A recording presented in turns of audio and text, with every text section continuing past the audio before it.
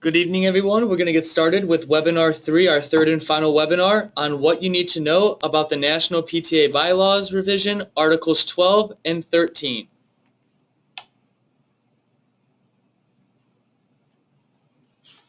Good evening, PTA members. My name is Annie King, and I'm a member of the National PTA Bylaws and Policy Committee and also a member of the National PTA Board of Directors. Thank you for joining the National PTA Bylaws and Policy Committee webinar on a review of the Bylaws Committee has drafted for the proposed bylaws revision. This is the final of 3 webinars that the National PTA Bylaws and Policy Committee hosted for our members. If you were not able to participate in the first webinar, you can view it at pta.org/bylaws. We have also uploaded a frequently asked questions document about National PTA 2015 proposed bylaws revisions to pta.org/bylaws. This document incorporates questions that were asked on our last webinar, and we will continue to update the frequently asked questions document with additional questions after each webinar. Joining us on the call this evening is National PTA President Laura Bay. Laura? Good evening, everyone. It is so good to have all of you join us tonight. First of all, I want to thank each of you who are on the webinar tonight for attending, for taking time away from your family, your work, and your friends. I know we all have busy activities and busy lives, and I thank you for attending this webinar. I'd also like to thank the committee who has spent a lot of time working with the revisions and the proposals, and for their dedication and committing their time to not only work on that but provide the webinars. So enjoy the webinar tonight, and please use the frequently asked questions and keep the communications going. Thank you.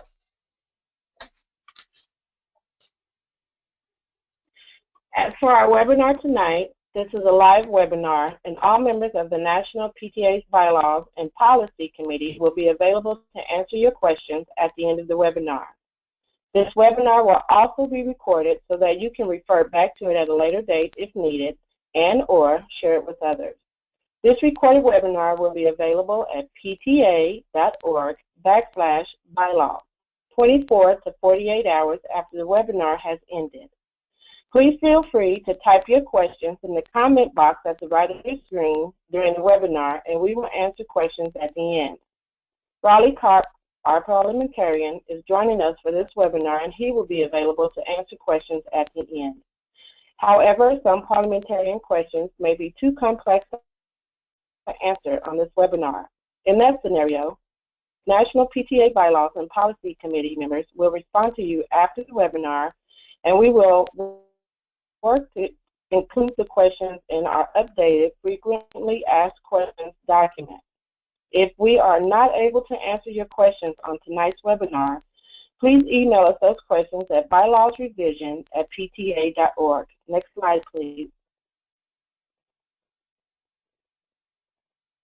The National PTA Bylaws and Policy Committee has put its proposed amendments into draft form, which will be made available to you throughout this webinar series.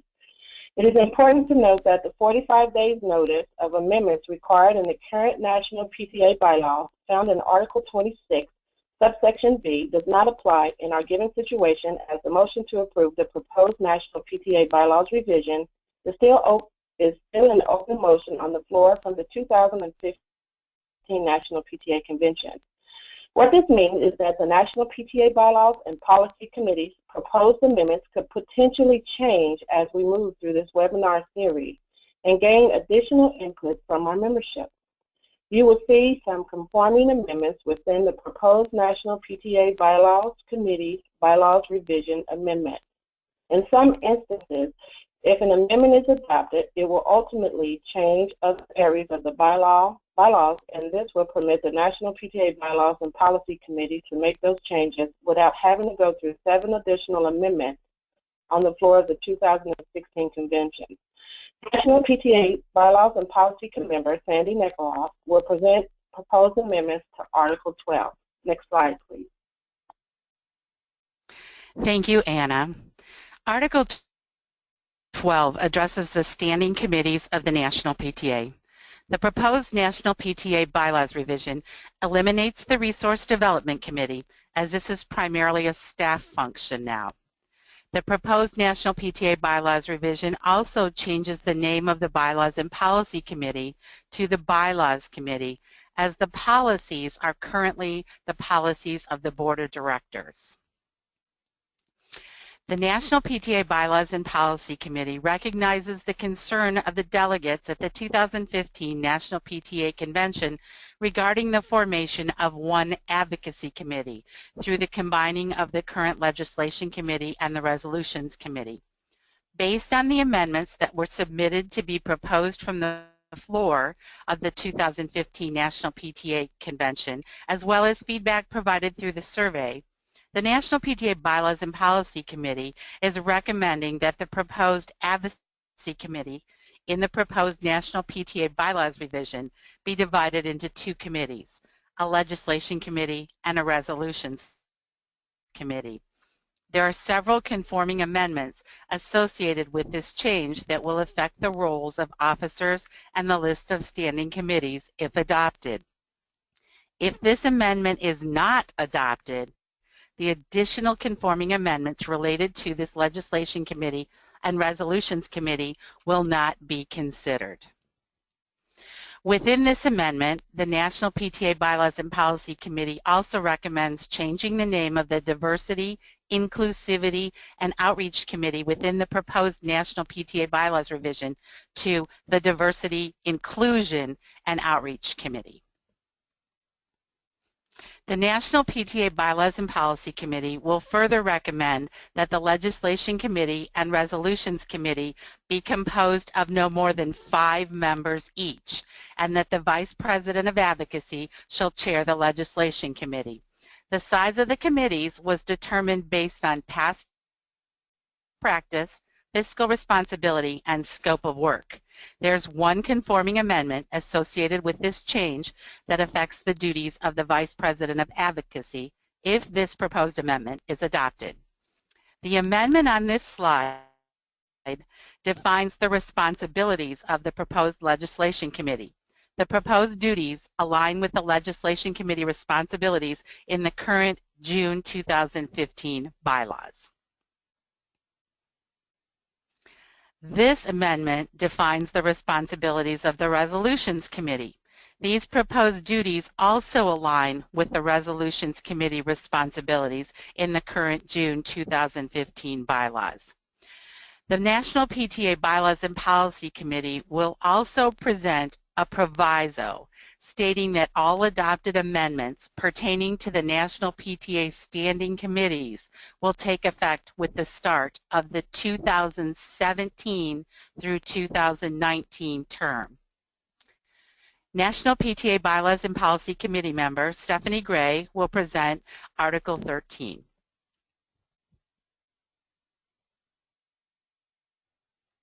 Thank you.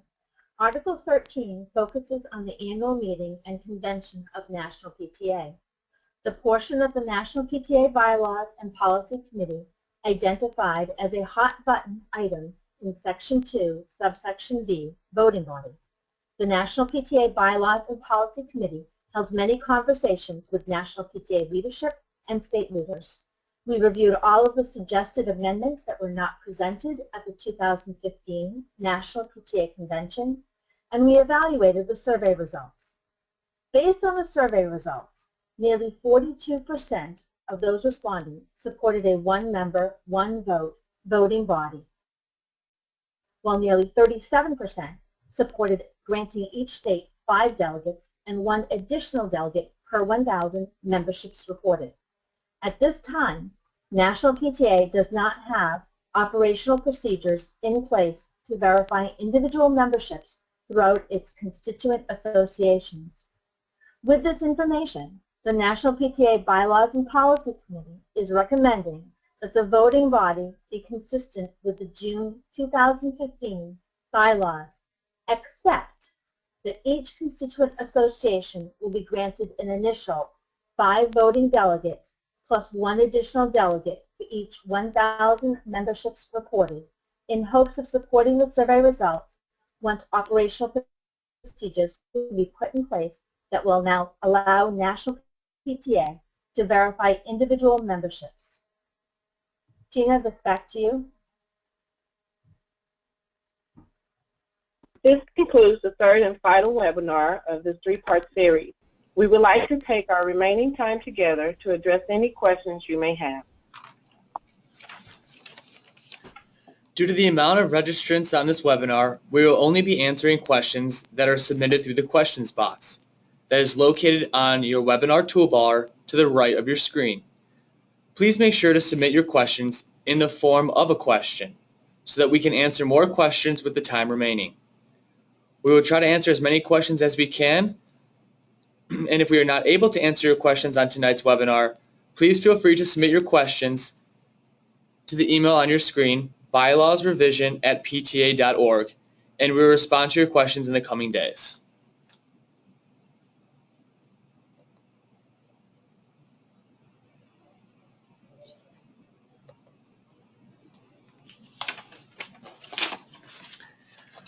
The first question we have is a question about who was our survey base for the 2015 bylaws revision survey. At this point, any one of the bylaws members can answer that question.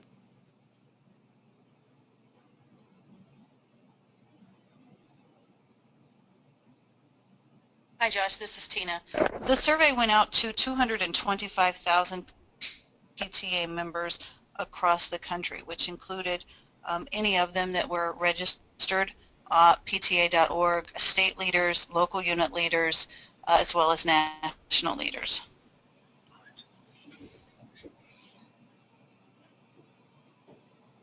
Thanks, Tina. That was great. We have another question. How will they be validating memberships of each individual member? Will local units be required to submit a list of all members by name? Would you be able to answer that for us, Stephanie?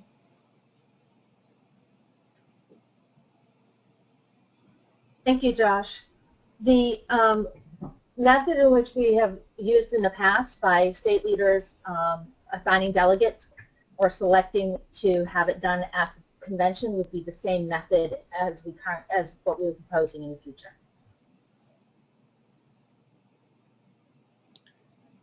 Thank you, Stephanie. The next question. How did the Bylaws Committee come up with 5 members for the Resolutions Committee? Was it just to be equal with legislation, or was there an evaluation of the work of each committee? Sandy, would you respond to that question? Actually, I'm going to also ask Latha to address this in a couple of minutes, but one of the areas that we looked at was the original advocacy committee was proposed to have 9 members. So in splitting the 2 committees, 5 and 5 seemed to be an equal piece to this. We did look at various information, as already explained, including past practice and also the job description for each of these committees. And I'm going to ask committee member Latha Krishnaiyer to address the past practice piece. Thank you, Sandy. The past practice piece, I have served as both the chair of the Resolutions Committee and the Legislation Committee, and until very recently, and we I need to see exactly when it changed, but it wasn't very long ago, both committees consisted of 5 members each. And that's the past practice we are referring to, and it was a very recent change that the Resolutions Committee went to 9 members.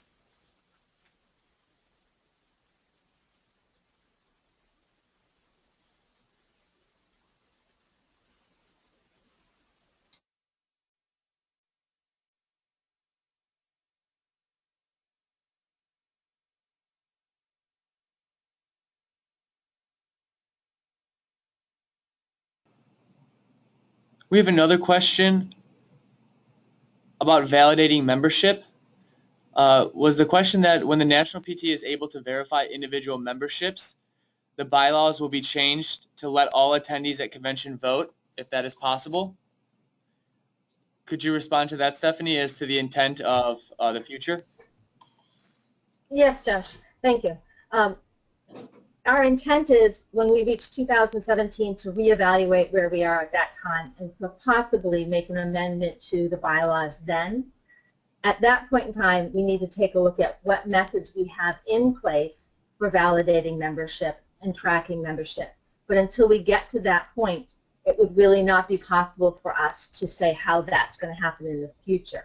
Currently, what we're recommending is keeping the practice the same as it is now, with the addition of the 5 delegates added to each state, so that we can find some form of balance with this. Thank you, Stephanie. There's also a question on the survey itself, which I'll be happy to answer. The question was how many total people took the survey, and we had over close to 2,000 people take the survey, but only 593 people completed the survey in answering at least a few of the questions. Moving forward on our next question, will bylaws proposed amendments be sent to all presidents and along with the proposed bylaws in the near future? That question can be open to the full bylaws committee.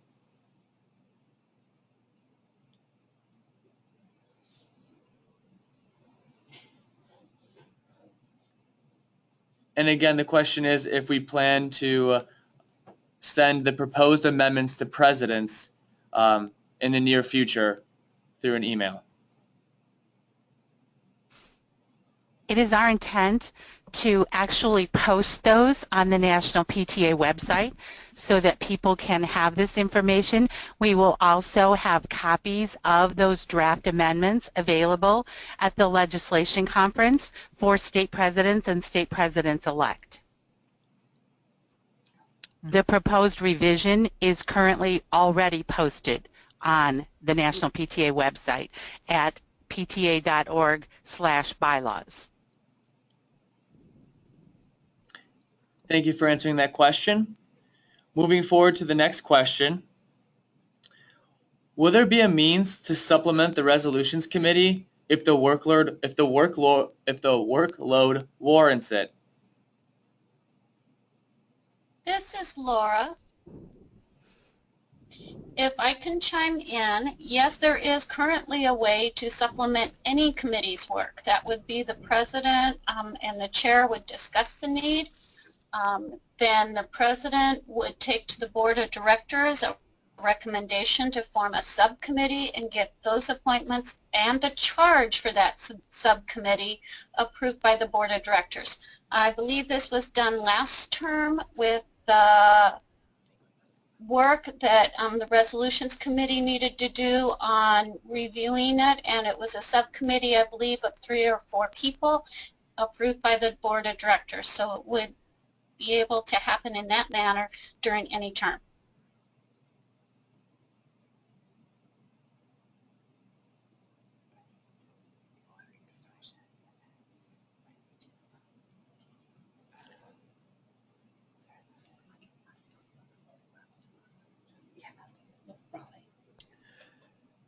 Great, thank you, Laura.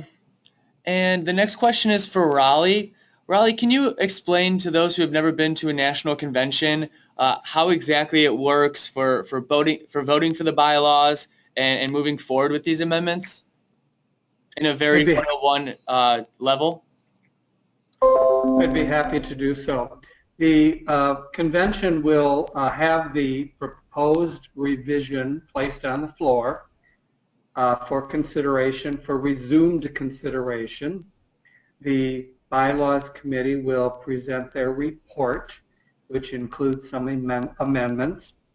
We will proceed through the revision, through the articles one by one, and consider any amendments that the committee offers, as well as those amendments that the members or delegates file for consideration on the floor. And other than that, there's nothing special about it. It'd be just another motion, another amendment that would be on the floor. Members can debate it. Finally, a vote will be taken on the amendment. If it's defeated, then it's not any part of the revision. If it's adopted, it would change something in the revision but it would all depend on the final vote on the entire revised bylaws as to whether or not that particular document is adopted and becomes the new bylaws of PTA. Thank you, Raleigh. We have another question. If the state president is unable to attend the legislative conference in March, will the paperwork be sent to that state president after LegCon? And that question is open for anyone in the Bylaws Committee.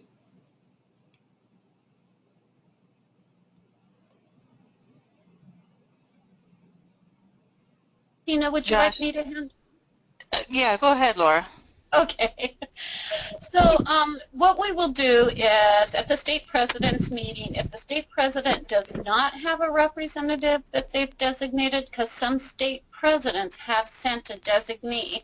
So if you have a designee there, then I will assume that the designee will provide you the information. If you're a state who has no information, then I will coordinate with Tina, the chair of the committee, and we will make sure that we have that sent to you at probably your mailing address, if not to your email address. So I'll circle back. So if you know in advance you're not going to attend, you could help me out by sending me an email at lbay@pta.org, or we'll go through the list. I hope that answers the question.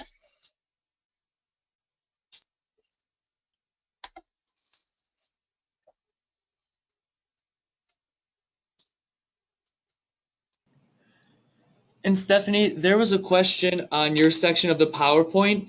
Would you be able to reread the survey results for Article 13?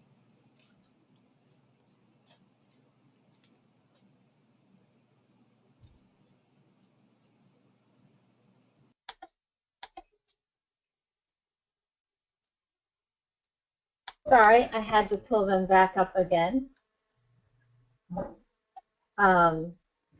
Just a second here, and I'll get to that section. So, based on the survey results, 42% of those responding supported a one-member, one-voting body, while nearly 37% supported granting each state 5 delegates and 1 additional delegate per 1,000 memberships reported, if that's the information that they're requesting.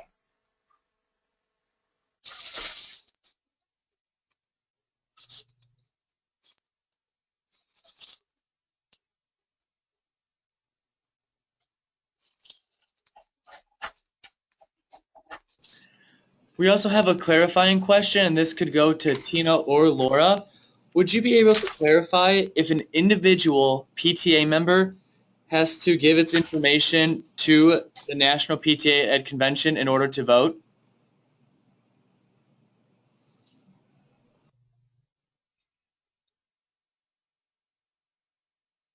So Josh, one more time with the question. I want to make sure I get the question exactly right, okay?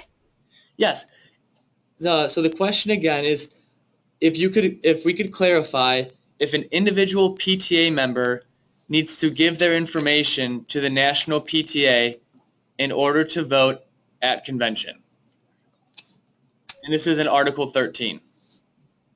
So Article 13 would have the process happening the same way as in the past. And delegates are, we're given delegate names from the states. So if you are a member from Idaho and you're attending convention, you would be listed, hopefully, on the delegate, the list from Idaho's delegates that we are sent. So National PTA does not give you delegate voting status. The state in which you're a member does. And so that would continue the same way as it has in the past. Each state gives us a list of their voting delegates. That won't change with this, with the proposed bylaws amendment. Tina, do you think I answered that fully, or do you have anything to add? No, I think that was good. Thanks, Laura. if the member has a question about that, they can certainly email me at lbay@pta.org, and we will get a full response about how we ask states to delegate, to indicate delegate status, and what you would have to do as a member coming to convention when you register.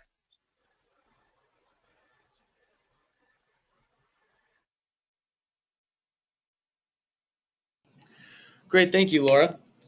We have another question about the survey that I would be happy to answer, as it's a logistical question. So the question was, how many of those surveyed were National PTA representatives? In general, for the survey, we were not able to identify each individual person.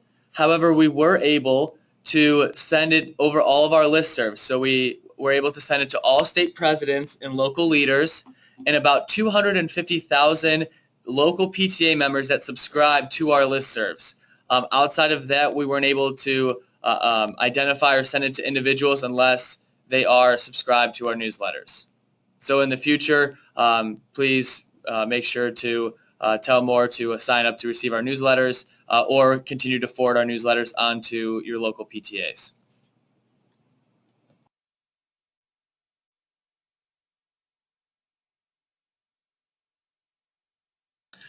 We have another question, and this one is for Stephanie.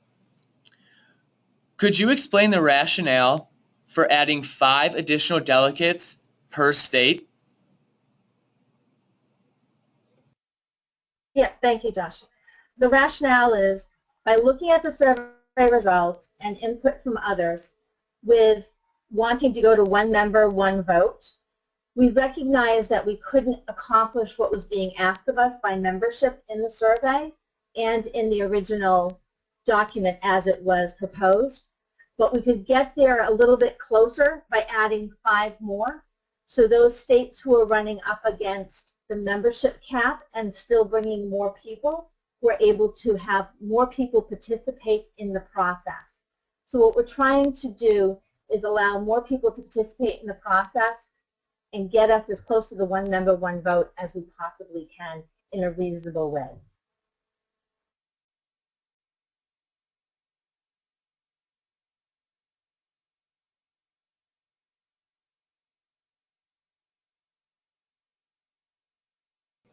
Thank you, Stephanie. There was another question asked, and we've received a few about this, about extending on the process for states to determine voting delegates. And that question we will answer in our FAQs so that everyone can receive the response. So we will have a full explanation, and again, that will be uploaded along with this webinar in about the FAQs will be more about 3 days. We will upload answers to that question so everyone can have them.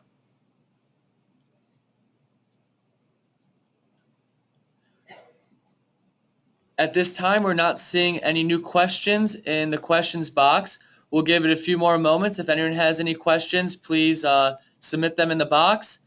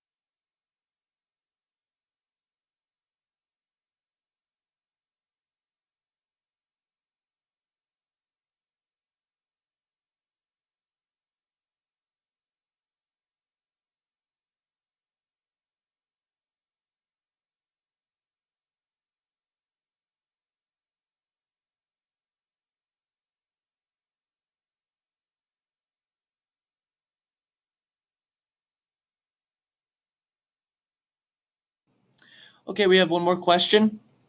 This one again is for Stephanie. Does the proposal to the bylaws give states with smaller memberships a greater voice at convention? It will indeed allow them a greater voice at convention if they have the membership that comes to convention. Again, it's always going to come back to number of attendees at convention. For example, Massachusetts. Massachusetts may have 13 delegates available under the current ruling. If we add 5 more to that, we'll have 18. But will Massachusetts be able to send 18 people to national, or will 18 members from Massachusetts attend national? That's a question for the future. But what we really would like to do is have a more democratic process and allow everyone who attends national, who is a member of national of PTA, have that right to vote. And that's what the intent is. So yes, in essence, it will give smaller states a greater ability to have membership vote, but it will also give our entire membership the ability to be part of the process.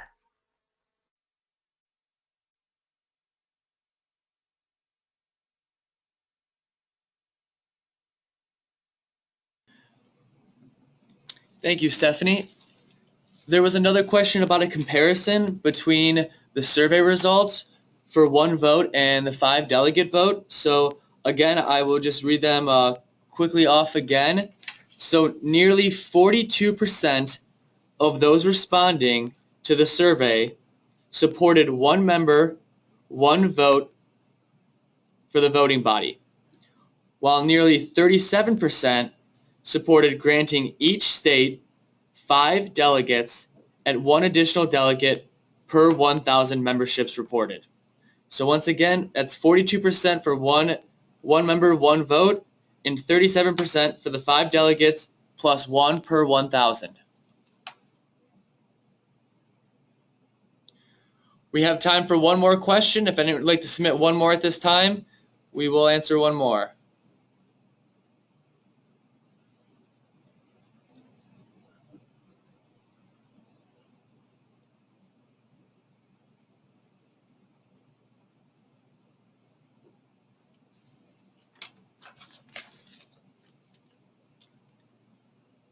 Well, we'd like to thank everyone for taking time out of their busy days to join us on this webinar today. This does conclude our webinar.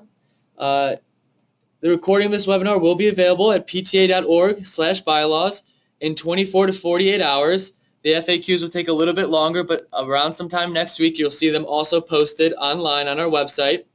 If you have additional questions after the webinar closes that we were not able to answer or that come to you later today, please feel free to email the National PTA Bylaws and Policy Committee at bylawsrevision@pta.org. And once again, that email is on the PowerPoint slide that's on this last slide here, bylawsrevision@pta.org.